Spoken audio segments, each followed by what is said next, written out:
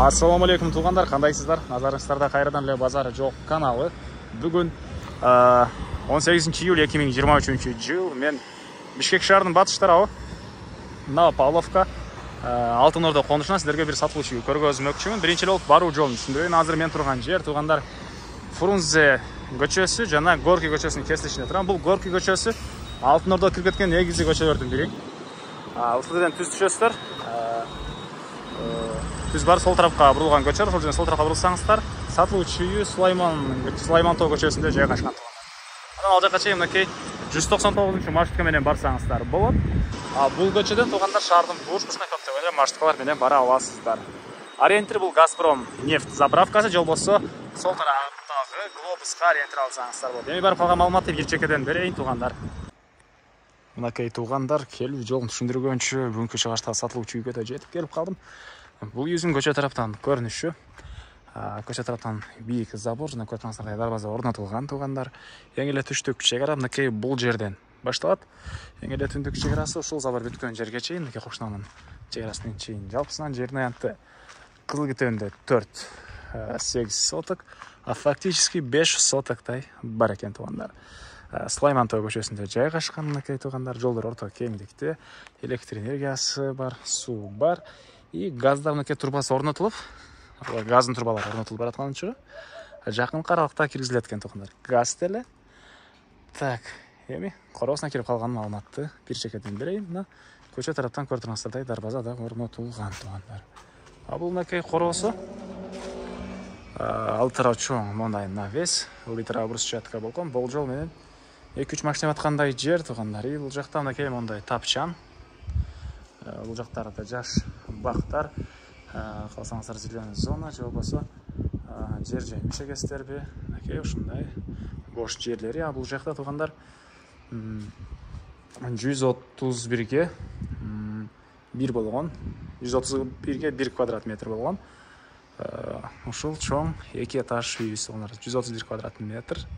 Толук түрдө кирпич менен бүтүрүлгөн, 1,5 кирпич. Тышкы тараптан базалит менен утеплять этилип, анан тышкы тарабынан мындай текстура чачылган туғандар. Дагы эмне болмады. Тегеренте кошуналар болгон чегаралар деле баары забор жана бул жакта хозпостройкалар, очокана үчүн расчет алынган жер, склад, үйдүн тышкарындагы ажаткана, и төрүнө дагы бир склад. Анан бул жакта мындай туя дейт беле, же эмне дейбиз, мындай жаш туялар орнотулуптур, отургузулуптур туғандар. Тротуарлар мынакей, отоплениянын котел мынакей бул жакта жайгашкан, паровой отопление. И плюс теплый пол деле бар экен. Көмүр менен жылыткан котел үйдү жылытат. Анан газ мынакей азыр эле көргөзсүн туғандар. Турбалар орнотулуп аткан учуру газ келсе, газовый котел деле коюп алсаңыздар болот. Эми үйдүн ички тарабына кирип силерге калган маалыматты бир чекеден берейин. Мынакей бул негизги кирүүчү эшиги, көрүп турсаңыздар темирден болгон эшик орнотулган. Бул үйдүн кире бериши туғандар. Прихожка ушундай чоң экен туғандар. Мынакей полдор кафель и чыгыш тарабынан катарынан терезелер, отоплениянын батареялары, теплый пол. Анан отоплениянын котелуна туғандар. Бул тарапка да өтүп кетсеңиздер болот. Бул тараптан сырттан да кирип чыксаңыздар болот экен. Мынакей ушул бөлмөдө жайгашкан туғандар. Так, андан ары бул жакта мынакей мондай коридор дейбизби, холл дейбизби, ушундай бөлмө. Бул жерден калган бөлмөлөргө өтүп кете алабыз. Сол тараптан мынакей кухня жайгашкан туғандар. Түштүк тарабынан терезе, полдор кафель. Дуалдар көрүп турсаңыздар ремонт туғандар. Мынакей. Так. Андан ары бул жакта ажаткана, вентиляция орнотулган, раковина орнотулуптур туғандар. Теплый полдун датчик дейбизби, же дисплей дейт беле. Теплый пол, отопление, паровое отопление, теплый пол бар. Жана бул жакта душ. Көрүп турсаңыздар раковиналар орнотулган туғандар. Мынакей бул душтун ички тараптан көрүнүшү. Аристон менен жылыйт. Мынакей.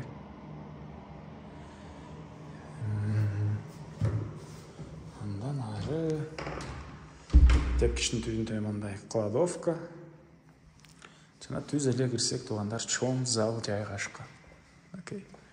Бул залдын көрүнүшү. Үйдүн ремонту ага жакты негизинен. Сіздерге да жаққан болса, комментарийге ойыңыздар жазып кетіңіздер. Туугандар. Анан жаңы салынған, байкап турсаңыздар керек.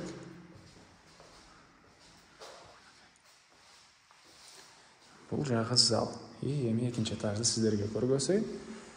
Так. Экинчи этажга кеткен тепкичтер, корпусада жайгаштырылган тепкичтер. Айта кетчү нерсе, жана видеонун жүрүшүндө айтып турмун. Биринчи этаж менен экинчи этаждын ортосуна плита ташталган туугандар. Плита негизинен материалдарды сапаттуу кылып, жакшы материалдар менен салганбыз дейт үйөсү. Бул үйдүн экинчи этажы.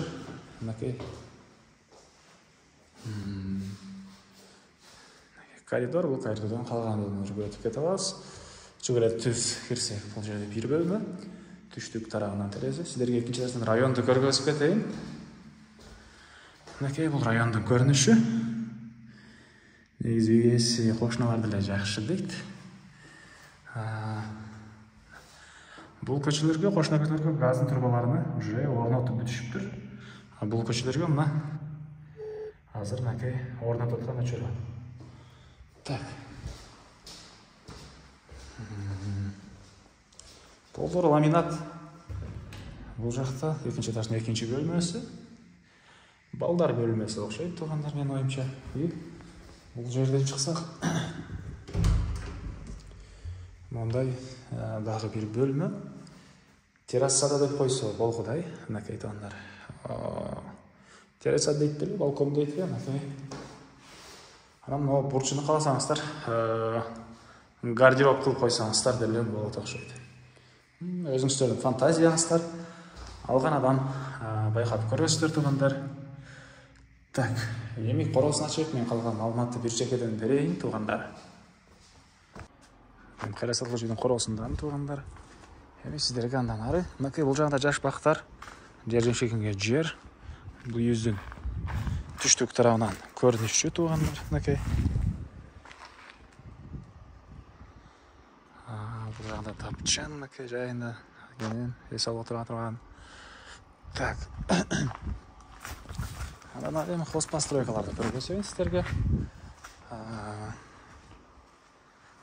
Бул жакта очагына үчүн решет алынган жайы, литра стяжка алган, аракайнар үчүн суулар тартылган туугандар баары даяр. Точкалар электр энергиясы үчүн. Бул жакта бир склад. Полкалар менен. Уже казандар эле даяр экен. Так. Бул жагында экинчи склад. Үйдүн тыштарындагы ажаткана, тротуар. Бул үйдүн түндүк тарабынан көрүнүшү.